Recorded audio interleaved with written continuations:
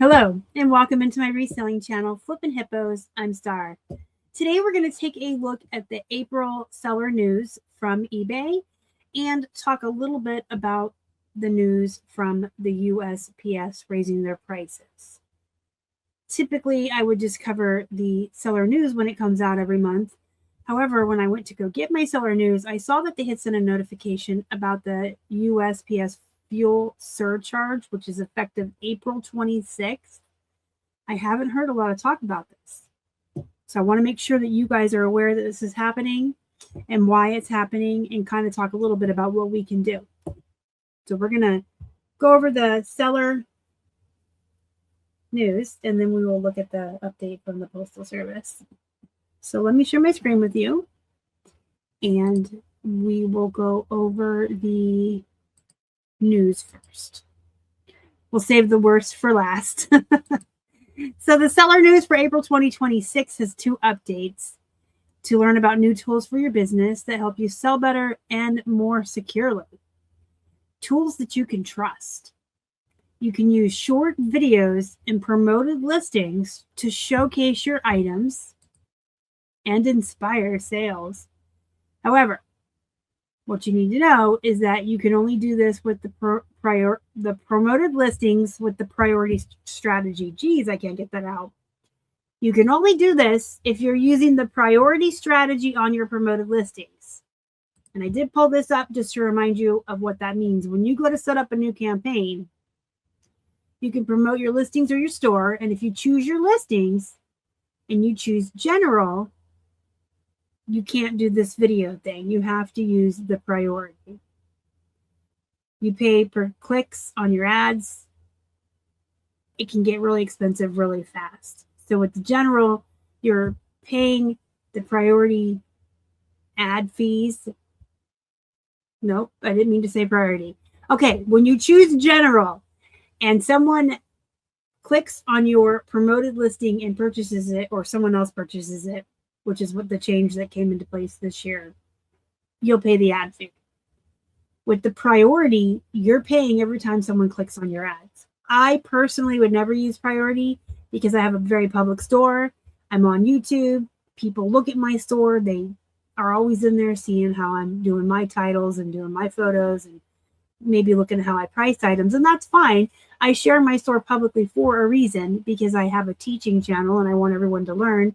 And you can absolutely stalk me all day long on all my selling platforms and see what I'm doing. However, because everyone's in there clicking around, I can't do this priority ad because I would be paying every time someone's in there. So I just do the general and I only do 2% in case you're curious across the board. If you're someone who does do the priority, I personally never would. I think even if I wasn't a public person in store, I don't know that I want to pay every time someone clicks an ad. Paying when they actually purchase the item is different. But here's what you need to know. Starting on April 15th, if you do the priority strategy, you will be able to use videos. So you can stand out in search results, show your product in action, highlight details that photos can't show, and build trust. How it works? If you have a listing video, you'll use it in your ads. No extra steps required. So if you have a video in your listing already, it's going to be used in your ad. If you don't have a video, upload one. When you create or edit your campaign, you can add one video per listing up to 45 seconds long. There's no change to how you're charged. Promoted listings with the priority strategy will continue to use cost per click pricing. There's some tips for creating great videos here. Show your item within the first few seconds. Keep it concise. Focus on one key benefit or feature. And design for sound off viewing. That doesn't work if you have a singing plush, but hey, that's the first thing that comes in my mind. So this is about the bringing your ads to life with the video if you use the priority. And there's some FAQs down here that you can go through. I'm going to put the link to the seller news in my description for you. So you can go ahead and read that word for word verbatim, go over all the FAQs if you so choose. Then we have something about trust and protection. Manage account and listing issues in one place with the Issue Resolution Center. This gives you a clearer way to manage compliance issues so you can keep selling with confidence. Starting in March, there was a new Issue Resolution Center launched, which will be the central place to view and manage compliance-related tasks. With clear prioritization, step-by-step guidance, and built-in remediation actions, the Issue Resolution Center makes it easier to discover and resolve issues that could impact your ability to sell. It will be live for everyone by the end of April. How it works. When action is required, you will receive an email for listing level issues and see a red banner in Seller Hub for account level issues. You'll be able to review those issues with a clear list of prioritized items, what they relate to, and how they impact your business. And then you can take action to resolve the problem. Here's a screenshot of what it'll look like. This is the Issue Resolution Center, and this will show you account issues. So you need to complete order tracking info, respond to requests and returns, bank information, identity. These are just examples of what could pop up for you to take care of account-wide. And then just specifically for listings, this would be an example where 320 listings can be restored if you resolve the issues. For items that aren't allowed, you can either end the listing or appeal. So these are revisable, and then you would just go through and fix and resolve whatever they would want you to do. The Issue Resolution Center is your home base to help resolve compliance issues with your account or listings. Completing ID verification, paying off a negative balance, providing required tax information, addressing policy issues on listings, such as product safety requirements, and you'll have one central place to manage all of these tasks. Now, it did say it's going to be live for everybody by the end of April, so I don't know if I just don't have it yet, but when I click this, I tell it I'm human, it times out. I tried to open it several times so I could see if I had any issues and go over them with you guys, but it's just going to time out. So I may not have this page yet, but that's okay.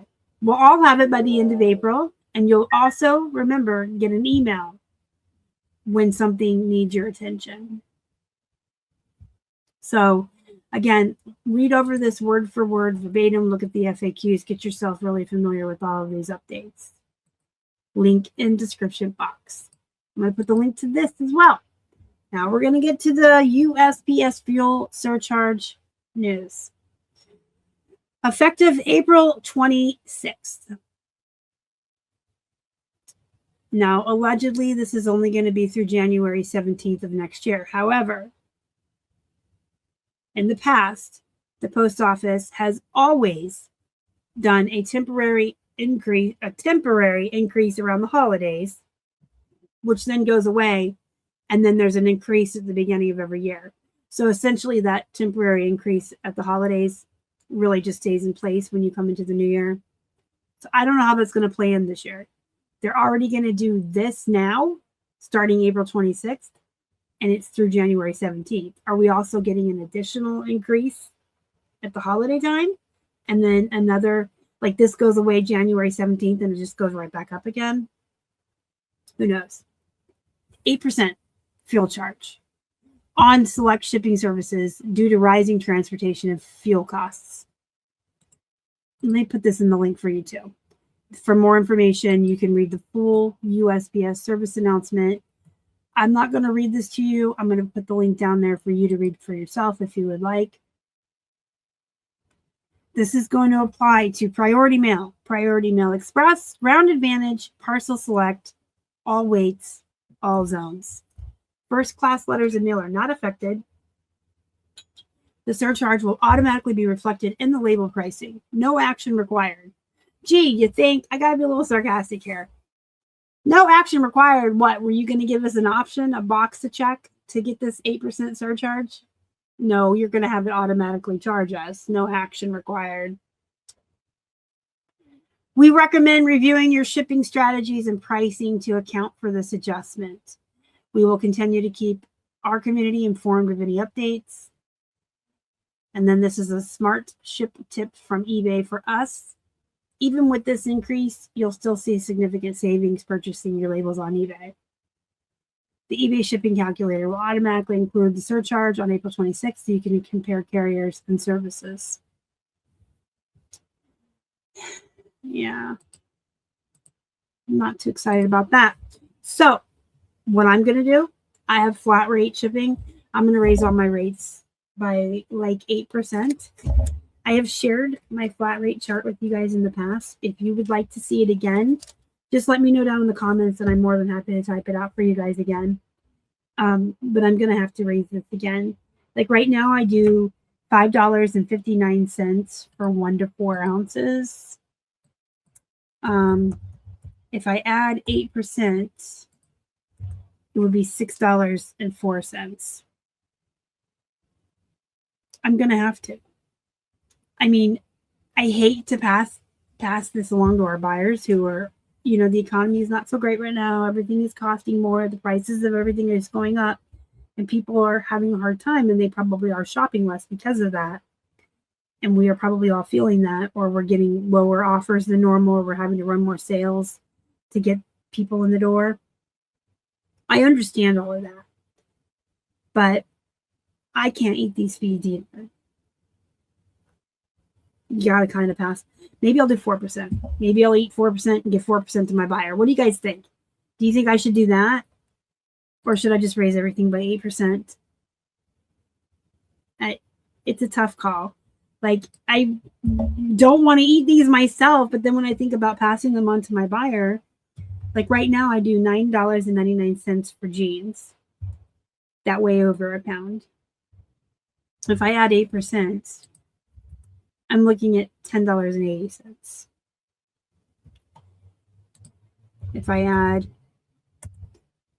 4%, $10.40.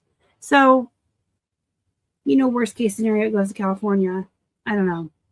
I really don't know. Like, I came into this video fully confident that I was going to tell you guys, I'm raising all these rates that I do, my flat rates, by 8%, and we're just going to call it a day. But now that I'm sitting here talking to you about it and how it's going to affect our buyers, if I do anything, it will either to be raise my rates 8%, or I'll do 4%, and then I guess we'll split the difference with I'll split the difference with my buyers. I would love to hear your opinions on this. What do you guys think? Do you have plans for what you're going to do? Do you have opinions about passing it to the buyers, how it's going to affect us? Let me know. Comment section is there for you guys. Let's have a conversation about it. And if you have questions, comments, concerns about the other stuff from the update or reselling in general, my comment section is always open for you guys. I love to interact with you and talk with you and hear from you. So, you know, let me know. Thanks for watching. I will leave all the links for you in the description box. Don't forget to hit the thumbs up and subscribe because it does help me feed hungry hippos. And now I have to feed hungry hippos and pay more for shipping. So I can get all the help I can use all the help I can get, and pushing the like button, subscribing to the channel, sharing the videos, that costs you guys nothing, but it does help me with my income. So I do appreciate when you do that. Thank you so much. And I will see you in the next one. Bye.